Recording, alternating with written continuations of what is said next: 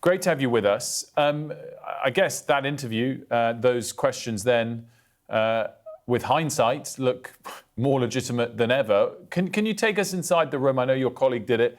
What was the tone, do you think, a year or so ago? I mean, the way that George Parker, our political editor, described that interview was that everything was very kind of smooth and charming in the way that Peter Mandelson often can be. And then when he asked about my reporting on Peter Mandelson's friendship and links with Jeffrey Epstein, in particular, a story we did in 2023, where we revealed that Mandelson had literally stayed in Epstein's mansion in New York in 2009, while Epstein was still in jail for soliciting prostitution from a 14-year-old. And George Parker asked Mandelson about this, and the way he described it in the piece is that the temperature suddenly dropped and became very icy, and it was very clear that Peter Mandelson wanted to move on.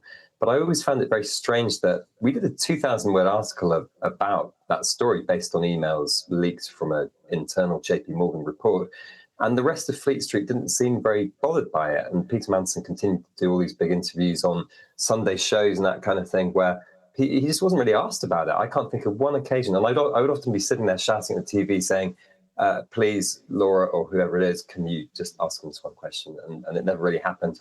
The other angle on this is that I was approached in September last year with somebody who had seen evidence of a financial trail between Jeffrey Epstein and Ronaldo Avila da Silva, who is, of course, Peter Mandelson's husband.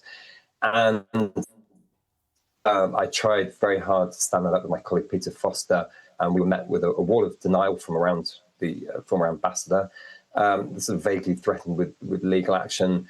But when the DOJ files finally came out on Friday, we were poised with various search facilities to look for the name Ronaldo Avila da Silva. And so on Friday night, we broke the story that he'd received multiple payments of thousands of pounds from Epstein. And then again on Saturday night, we revealed the $75,000 straight to Mandelson in 2003 and 2004 from Epstein. So are we a bit obsessed? I mean, I think I probably am sounding obsessed, yes. Jim, I just want to pick up on something you said there, which, is difficult for us all in the media to really kind of confront. But you were saying how the FT, rightly, has been fearlessly investigating this story for some years.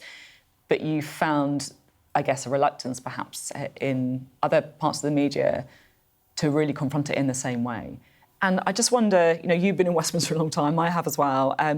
Does this speak to something in Westminster about the relationship, I guess, that politicians can have with journalists? And is it a problem?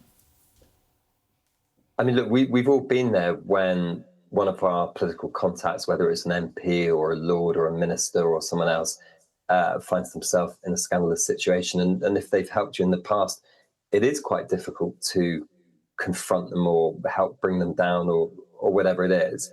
So maybe, I made it sound there like I'm immune from that phenomenon. But I think for a lot of the media, particularly the broadcast media, Peter Mandelson was such good copy and such a brilliant communicator with really fascinating insights into geopolitics and into domestic politics. He was almost too valuable for a lot of journalists to want to harm him. I mean, you saw a couple of days ago, the Times ran this really long piece, which had obviously been designed to be like a rehabilitation interview with him. He did an interview with Laura Kuenssberg with the BBC first, then there was something on Newsnight. This looked like a sort of deliberate attempt to resuscitate himself. And I think they probably should have pulled that interview because it just looked far too cozy. And it came out literally on the day where the police said that they were going to investigate Mandelson over a potential crime that carries a potential life sentence. Obviously, Mandelson denies any wrongdoing, etc. Your original question, I just wanted to go back to, which was, when did I raise this with Keir Starmer? Now, interestingly, this is what Kemi Badenoch raised in PMQs yesterday, which is that at the start of 2024, there was this quite boring press conference at a factory in Bristol. It was to do Keir Starmer's New Year message. And I had one question. I used it to ask Keir Starmer, Lord Mandelson, the FT's reported that he stayed at Jeffrey Epstein's mansion while the disgraced paedophile was in jail. Does Mandelson have questions to answer? And I think that was the opportunity where Keir Starmer could have said, that sounds quite bad, I'm going to go and look into it. And instead, he gave me a very dismissive response where he basically said, you know more about it than I do. And then a few months later, he went on to appoint him ambassador. And you can see why Badenoch, the leader of the Conservatives, would want to raise that at PMQs yesterday, because it's very visible evidence that he did know about this, whether or not he subsequently forgot it. Jim, I just had a question. Obviously, you're the deputy political editor at the Financial Times. Stepping back from all of it, as you said, there's an ongoing investigation. Nothing has been proven at this point. But the sorts of business and financial dealings that are implied by what has come out in the last week, how big are they? How bad are they? So if you mean the leaking of information from within government, is that what you mean? Yeah.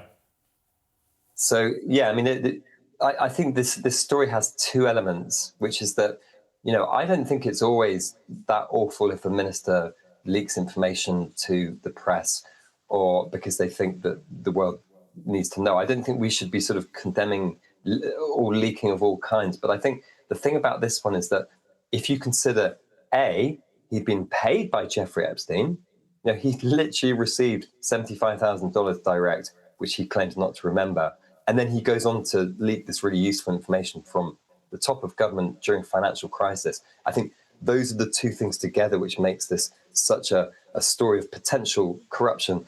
I think the first shoe to drop was on Sunday, where, with the help of Dan Needle, tax expert, the FT, we broke a story about how, in his communications with Epstein, Peter Mandelson was encouraging the head of JP Morgan to threaten Alistair Darling, the then Chancellor, over his bank bonus tax, which was absolutely extraordinary.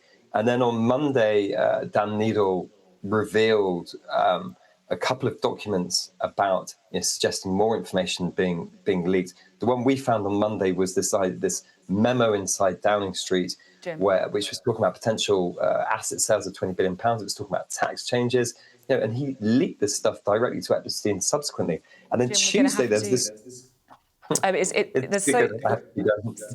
the evidence is, I have to say, I'll be honest, me and Will could talk to you about this all day, and we'd love to get you on again, because it is just the most extraordinary scandal, and it's like a cobweb of different associations and different angles, and it's been an absolute pleasure to talk to you.